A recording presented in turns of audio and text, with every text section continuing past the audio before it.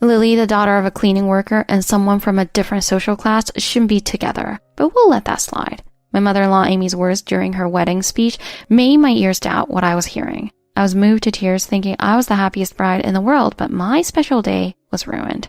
Hey, it's the other way around. My father-in-law Brian, who was supposed to give the speech, snatched the microphone back from Amy. Amy, usually dominant, was taken aback by her husband's unusual defiance. Brian was pale, and it seemed necessary to reveal the truth behind his words. In reality, my father and I... My name is Lily. I'm a 30-year-old bride, and today is my wedding day. My husband Tom and I were classmates in college, and we've been dating since our sophomore year. Tom's father runs a company, and he grew up in a very affluent family. He's incredibly gentle and dislikes conflict. He has an older brother named Jack, who is 2 years older, so Tom is the second son. Jack is expected to inherit the company, so Tom isn't involved in his father's business. He pursued his passion and landed a job at a major automobile manufacturer. Tom, a car enthusiast since childhood, was assigned to the development division after his training. It's a dream for car lovers to design their ideal car, but only a few make it to the design department. Most of them are art school graduates with product design backgrounds. Occasionally, someone like Tom with an engineering background becomes a car designer. But the design department is very competitive due to its limited positions. However, it's not just the design department that's involved in the creation process. Tom, in the development division, finds fulfillment in collaborating with a design team to build a car. Tom seems very satisfied with his work environment. He takes pride in his role in product development and always talks about his work with a sparkle in his eyes. Lily, I know it's not possible right now because of your situation, but after we've settled into our careers, will you marry me? Tom, ever the sincere one, proposed to me on our 3rd anniversary. I love you very much, Lily, but I don't know much about girls' feelings. Sorry if I'm being too heavy for a boyfriend of the same age. Tom, having been raised in an all-boys school, seemed to have a complex about his inexperience with women. I'm his first girlfriend, but I see it the opposite way. I think men who look down on women or try to assert dominance thinking they're hot stuff are far less attractive. Because he's not overly experienced with women, he cherishes me deeply as his girlfriend. I find his earnest, though sometimes clumsy, expressions of love endearing. The memory of him proposing with a large bouquet of red roses, his face as red as the flowers, is a precious treasure in my heart. I can always retrieve it and reminisce. I felt apologetic that the timing of our wedding had to be delayed due to my family's circumstances, but Tom always reassured me with his gentle smile, saying not to worry about it. Tom's mother, Amy, seemed eager to see her grandchildren soon and kept pushing for our marriage. She even tried to set him up on arranged dates with women she favored, but Tom always refused. Due to certain circumstances, I hadn't met Amy, my future mother-in-law, despite our long relationship. Then, on our 9th anniversary, Tom surprised me. Let me propose to you again. You're the only one I want to spend my life with. I've been so happy every day since I met you, and I want to make many more happy memories with you. Tom, who had been faithful to me for 9 years, proposed with teary eyes. It was the most wonderful proposal. Thank you. I feel the same way. I'd love to. Let's be together forever. I was so touched that I could barely speak through my tears. At that moment, I was certain I would be the happiest bride in the world. We visited several wedding venues together for bridal affairs and chose a spacious one that we both loved. We agreed that having separate dates for the wedding and the registration would mean more anniversaries to celebrate. Sounds good. We hadn't yet submitted our marriage registration at the time of the wedding. We planned to go to the courthouse together soon, and I was looking forward to it. The wedding day finally arrived after meticulous planning. The venue was beautifully decorated and filled with guests. I was already overwhelmed with emotion even before the ceremony began. Lily, you look absolutely beautiful, like the most beautiful in the whole world. Tom whispered this to me, looking like he might cry the moment he saw me in the bridal waiting room. Tom, you look incredibly handsome too. I felt like the happiest bride in the world, fulfilling the premonition I had when he proposed. I also felt blessed to be the daughter of my loving parents who had always supported me. The ceremony went smoothly, and that feeling of bliss continued until the middle of the reception. But towards the end, during the speeches from both families, the celebratory mood in the venue took a drastic turn. Our parents stood beside us, the 6 of them lined up, ready for the speeches. My parents, having no other children, rented their formal wear from the wedding venue. Even though it was rental attire, it was of high quality and by no means looked shabby. Tom's parents, on the other hand, had also held a wedding for Tom's older brother Jack 4 years prior. His dad had bought a morning suit then and was smartly dressed in it again. "Oh my, Lily, your mother's attire is obviously a rental, isn't it? It's a shame to show the difference in our family's status like this. You could have worn something simpler, or we could have covered the cost to put a sticker over the rental tag." My dad just laughed it off when Amy made snide remarks to my mom. "Our family crest isn't worth the trouble, so please don't worry about it. But that is truly a splendid attire you have." My dad complimented her attire to prevent her from continuing her remarks, and she seemed to be in a good mood throughout the reception. I was grateful for my dad's thoughtfulness and not ruining my special day. Ideally, I wanted to introduce my wonderful parents to everyone, but due to Amy's intentions, I had no chance to speak during the reception. The usual bride's thank you speech to her parents was cut from the program because of her interference. "It's our wedding, Mom. You shouldn't interfere." When Tom protested, I stopped him. "It's okay, Tom. I'll express my gratitude to my parents privately at home the night before the wedding." Some of my work colleagues were also attending, and I was a bit shy about sharing personal stories in front of everyone. My reserved parents didn't want to be in the spotlight either, so they understood. My dad said that since I was marrying into another family, I should respect the groom's side. He was content just to walk me down the aisle, considering it a privilege of being a father of the bride. In cases where both sets of parents are present, it's customary for the groom's father to give the speech, so I wasn't upset that my parents didn't get a chance to speak. My parents, prioritizing my happiness, were just grateful to be there and stood proudly beside me. But when Brian took out his speech from his pocket, something unexpected happened. Amy snatched the microphone meant for Brian and suddenly started speaking. "I am Amy James, the groom's mother. Thank you all for coming today despite your busy schedules." The MC seemed flustered by this unexpected turn of events, but couldn't interrupt since it was the groom's family. I was shocked and looked at Tom, who also seemed bewildered. Even my parents and Brian were visibly shaken, but Brian didn't seem to want to stop her. Their relationship dynamic was clearly one where the wife held the power, so it wasn't surprising that he didn't intervene. There was a specific reason behind this dynamic. "The warm words and blessings from all of you will surely be a treasured memory for the newlyweds. We're deeply grateful." Her speech seemed normal so far, so Tom and I silently agreed to let it continue. But things gradually took a turn for the worse. Many of you may know, but the James family is a distinguished one that I married into. My husband is the president of a company called Ace Chemicals, and our eldest son will eventually take over. Our company is sure to prosper even more in the future. She started bragging about her family, completely sidelining the bride and groom. Tom and I were used to her usual boasting, so we could have endured it. Lily is the daughter of a mere cleaning worker, is from a different social class, but we'll overlook that. We decided to welcome her, provided she vows to serve the James family. Her words were outrageous. She was insulting my father and implying I wasn't good enough for her son. I could feel Tom's body tense up beside me. It was a moment that normally called for restraint. The guest started murmuring. She seemed intoxicated by her own speech, but her eyes didn't match her haughty smile. It reminded me of a viper. "Tom and Lily are still young and inexperienced. Even Tom, my pride and joy, went against my wishes to marry a cleaner's daughter, proving his immaturity. So they might make mistakes along the way. We ask for your continued guidance and support." She finished her speech with a self-satisfied nod. The applause was sparse and awkward, and the atmosphere became tense. I could see the expressions of the guests from our position. My side of the family and friends looked angry or dumbfounded. I checked on my father, and he was looking straight ahead. I could see a fire of anger burning in his eyes. Others might not have noticed, but having spent years with him, I knew he was silently fuming. I racked my brain, trying to figure out how to salvage the situation. The MC was also hesitating, unsure of what to do. I exchanged a look with Tom, and he nodded resolutely, so I left it to him. Tom reached for the microphone in his mother's hand. "Hey, you're wrong. It's the other way around." A voice boomed across the venue, cutting through the tension. It was Brian. Amy was stunned as her husband took the microphone from her. He was sweating profusely. "I apologize for my wife's ignorant remarks. Please allow me to correct what she said." He apologized. He probably wanted to stop her sooner but lacked the courage. Amy looked bewildered as he addressed the guests. "I haven't said anything wrong," she mumbled, but Brian continued. "My wife seems to misunderstand Lily's background, thinking she's from a lower social standing, but that's completely incorrect. I'm deeply indebted to Lily's father, Mr. Hunter." "What? That can't be right." "You shut up." Amy was startled by her husband's glare. As Lily's side of the family knows, Mr. Hunter is the founder of Hunter Cleaning Services, a leading company in the cleaning industry. He's now the chairman, and Lily, his daughter, is the current president. Amy's eyes widened in disbelief. I was indeed the president of Hunter Cleaning Services, although I hadn't told Amy. Our company mainly deals with cleaning and maintenance for office buildings. It wasn't surprising that Amy, who was clueless about the outside world, didn't know the company's name.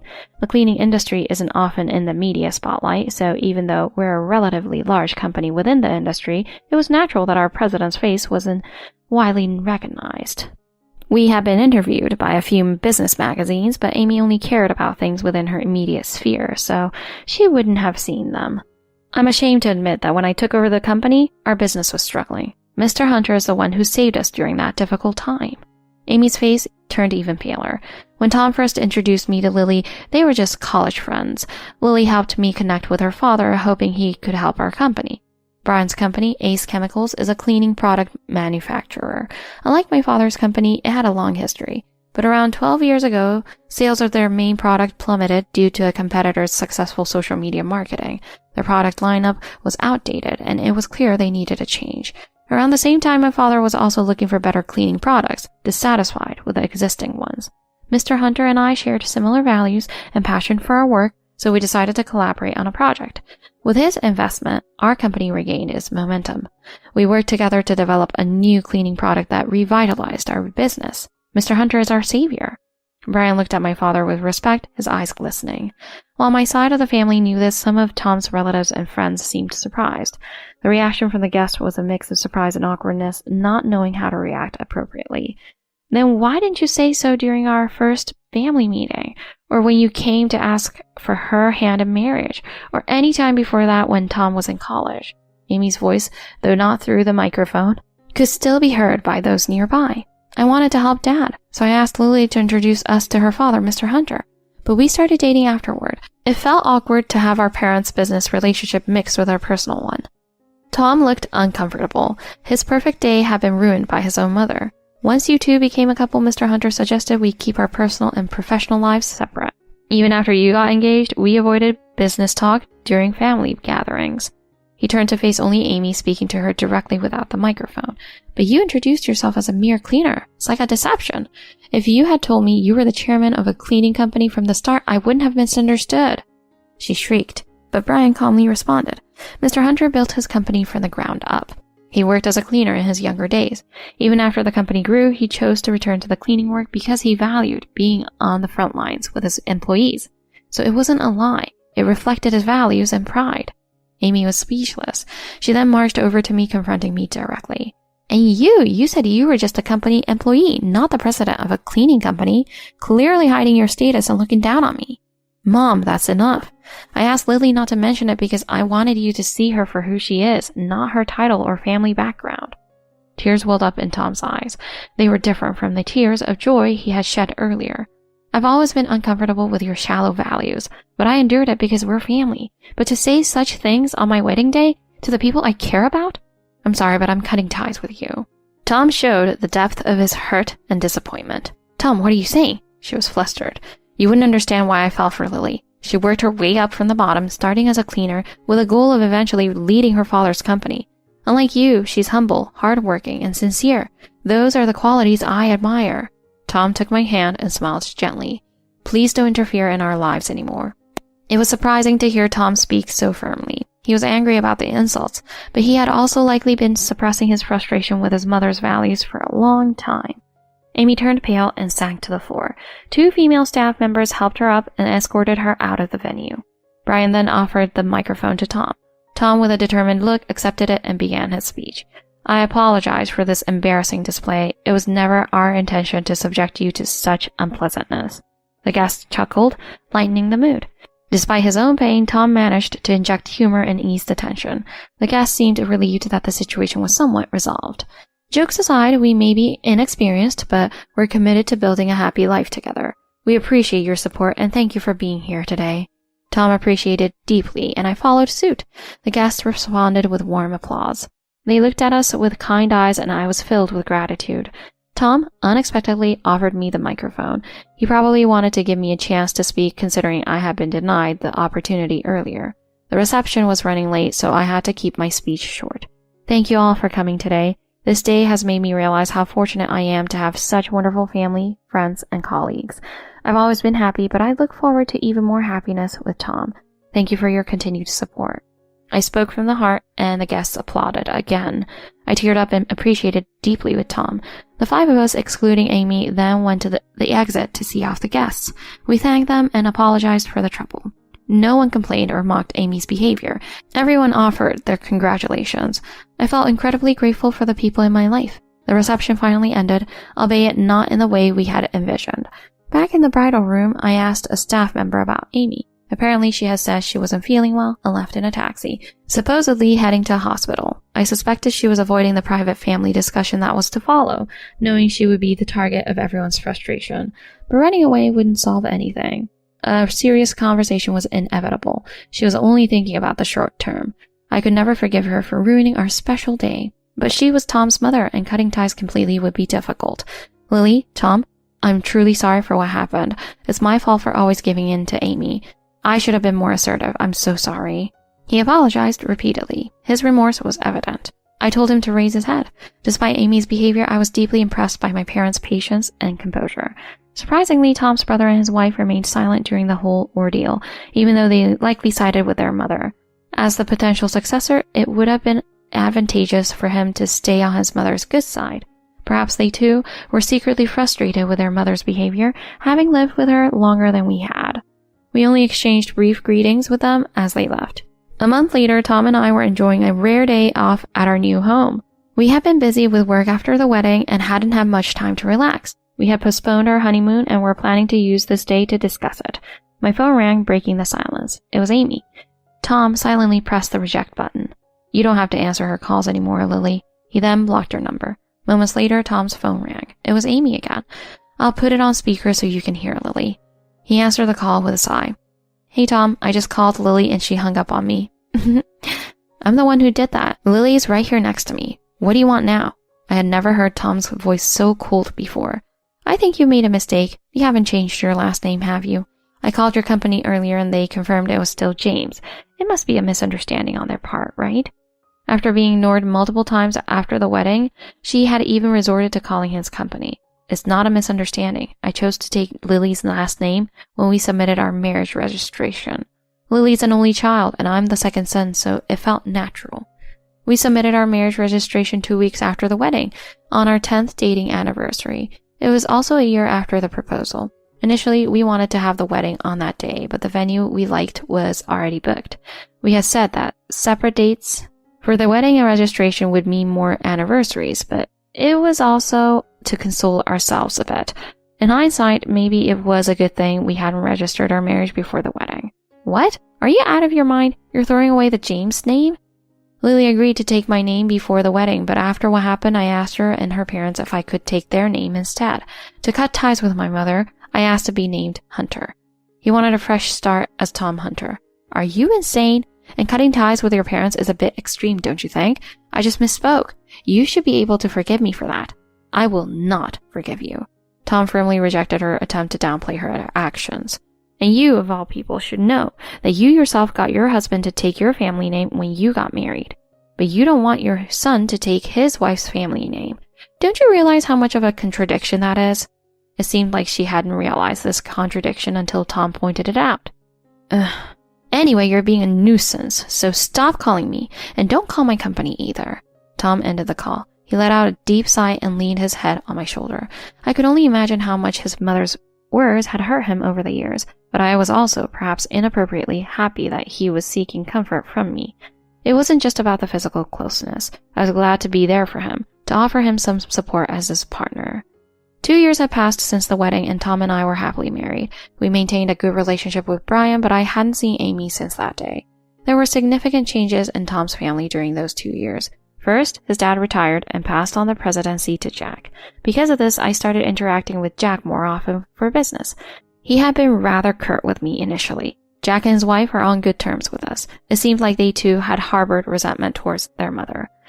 There was no animosity between us. The cooperation between our two families had actually deepened. Then, Brian divorced his wife. He said he felt relieved after passing on the company and fulfilling his responsibilities. Thank you for everything you've done for our family. You must be tired. Tom expressed his sincere gratitude. Freed from both the James family and his ex-wife, Brian had been traveling solo for the past 6 months. And then the biggest news. I was pregnant. My company had always been proactive in promoting women to executive positions and had established maternity and childcare leave policies. But applying these policies to the president's position was a new challenge. We might need to review and revise the system. I believed it was important for the president to set an example by balancing work and childcare to encourage other female employees. But a president's absence could also pose challenges for the company. It was a complex issue with many factors to consider. Pregnancy and childbirth are things I can't experience or take on for you, Lily, but I'll do anything to support you in raising our child.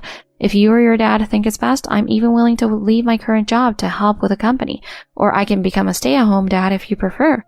Tom was serious, but I didn't want him to give up his fulfilling career at the car company to join the cleaning business. I didn't want him to sacrifice his own life for our new family. He likely took on the peacemaker role in his family growing up, given his mom's behavior and his dad's passiveness. Thank you. I really appreciate that, but I want you to live your own life, Tom. Be a role model for our child. Although I declined his offer to switch jobs, I was touched by his readiness to become a father from the moment I told him about the pregnancy. I felt incredibly lucky to have married him. After telling Tom, I shared the news with my parents. They were overjoyed at the prospect of becoming grandparents. Before I could even ask, my dad offered to help with the company's management. Would you be willing to oversee the company's operation while I'm on leave? My dad, despite enjoying his undercover work as a cleaner among the employees, agreed to step back into the leadership role temporarily for the sake of our family. Ideally, everything would go smoothly and I could return to work quickly after standard maternity leave, but things were unpredictable. I was still in the early stages of pregnancy, so there was time to consider all possibilities. I stood up to take a break and looked out the window at the office building across the street. I could see employees in their Hunter Cleaning Services uniforms working diligently. I knew my father's back was among them, working with pride on the front lines. It was a sight I had long admired and continued to look up to. I took a deep breath and returned to my desk. Placing a hand on my belly, I hoped to show my own child my back working hard someday. It might sound greedy, but I wanted to give my all to my work, my marriage, and raising our child. And I was determined to cherish and protect the bonds I had